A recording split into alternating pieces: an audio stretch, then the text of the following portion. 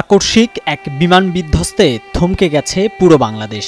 জাতীয় বার্ন ইনস্টিটিউটে একের পর এক ঢুকছে অ্যাম্বুলেন্স।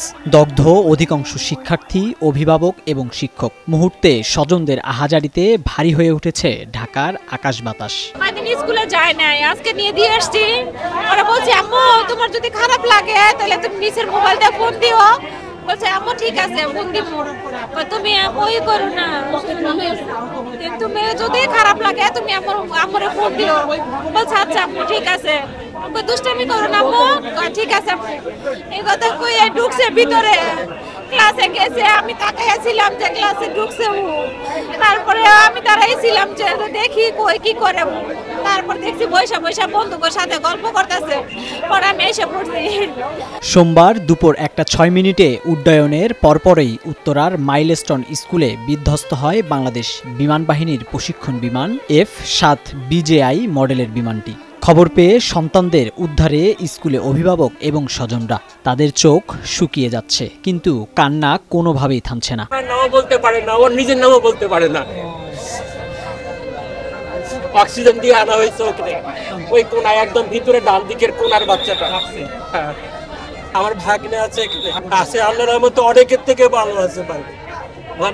আতঙ্কিত হয়ে পড়ছে না, পুড়ে গেছে, মুখে পুড়ে গেছে, হাতে পুড়ে গেছে, বিখানে ব্যাকবোন পুরোটাই পুড়ে গেছে। ক্লাস 7-এ পড়ে। আমার ড্রাইভার আমাকে খবর দিচ্ছে। তারপরে উদ্ধার করতে পেরেছেন? হ্যাঁ, নিয়ে আসছে, সাথে করে নিয়ে আসছে। আমি নিজে, আর কেউ সাথে করে আনতে পেরেছে? আমার ড্রাইভার ছিল, আমি ছিলাম, আমার ছোট ভাই। সে যখন আসে বা তার সঙ্গে কথা হয়েছিল, আমি সে তো তাকে আর ড্রাইভার কিভাবে বার করছে ওখান থেকে আমি জানি না ভাই।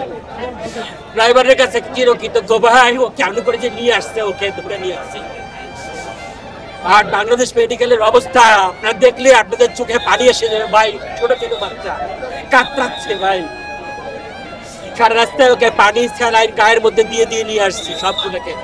মর্মান্তিক এই বিমান দুর্ঘটনার খবর পেয়ে যে যেখানে যেভাবে ছিলেন ছুটে এসেছেন জাতীয় বার্ন ও প্লাস্টিক সার্জারি ইনস্টিটিউটে। খুঁজে ফিরছেন সন্তান এবং কাছের স্বজনদের। বোনের একমাত্র ছেলে, আমি অফিসে ছিলাম, আমাকে ফোন দিয়েছিল, আমাকে আমার বোন ফোন দিয়েছে আমাকে। আমি তো চলে আসছি অফিস থেকে।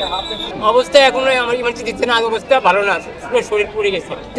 আমি এটা জানি না অবশ্য, হচ্ছে এখানে হাসপাতালে নিয়ে আসছে আমার ভাই। এখন তার কি অবস্থা? এখন আমার ঢুকতে দিচ্ছে না আমাদেরকে। ভয়াবহ এই বিমান দুর্ঘটনায় ঠিক কতজন মারা গেছেন তা এখনো অনিশ্চিত, তবে দগ্ধ হওয়ার তালিকা প্রতি মুহূর্তেই বৃদ্ধি পাচ্ছে। লোটাস আহমেদ, নয়া দিগন্ত।